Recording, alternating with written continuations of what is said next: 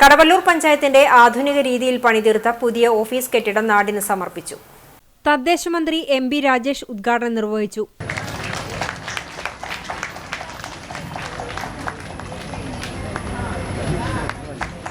നാട്ടുകാർ പഞ്ചായത്ത് ഓഫീസിൽ വരേണ്ട കാര്യമില്ലെന്നാണ് എൻ്റെ അഭിപ്രായം. ഒരാളും പഞ്ചായത്ത് ഓഫീസിലും മുനിസിപ്പൽ ഓഫീസിലും കയറി ഇറങ്ങാൻ പാടില്ല. ഇങ്ങനെ പറയുമ്പോൾ ചിലപ്പോൾ തെറ്റിദ്ധാരണ ഉണ്ടാവാൻ സാധ്യതയുണ്ട്.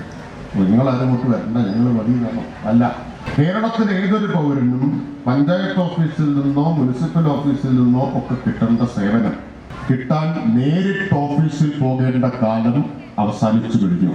വിരൽ തുമ്പിലാകുന്ന സേവനം അക്ഷരാർത്ഥത്തിൽ വിരൽ തുമ്പിലാണ്.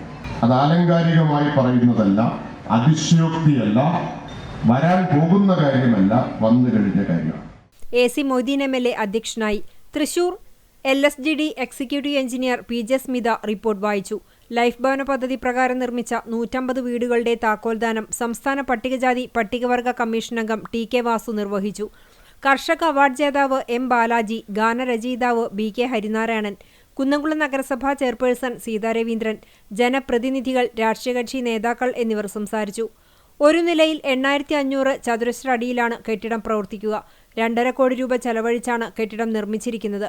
AC മൊയ്തീൻ തദ്ദേശ ഭരണ മന്ത്രിയായിരിക്കെ അനുവദിച്ച 1 കോടി രൂപയും പഞ്ചായത്തിന്റെ ഓൺ ഫണ്ടിൽ നിന്നും പ്ലാൻ ഫണ്ടിൽ നിന്നും 1.5 കോടി രൂപയും ചെലവഴിച്ചാണ് പുതിയ കെട്ടിടം നിർമ്മിച്ചിരിക്കുന്നത്. ഹഡ്കോയുടെ കോൺട്രാക്ടിംഗ് കമ്പനിയാണ് നിർമ്മാണ പ്രവൃത്തികൾ 4 വർഷം കൊണ്ട് പൂർത്തീകരിച്ചത്. ചടങ്ങിന് കടവല്ലൂർ പഞ്ചായത്ത് പ്രസിഡന്റ് PI രാജേന്ദ്രൻ സ്വാഗതവും സെക്രട്ടറി KR രേഖ നന്ദിയും പറഞ്ഞു.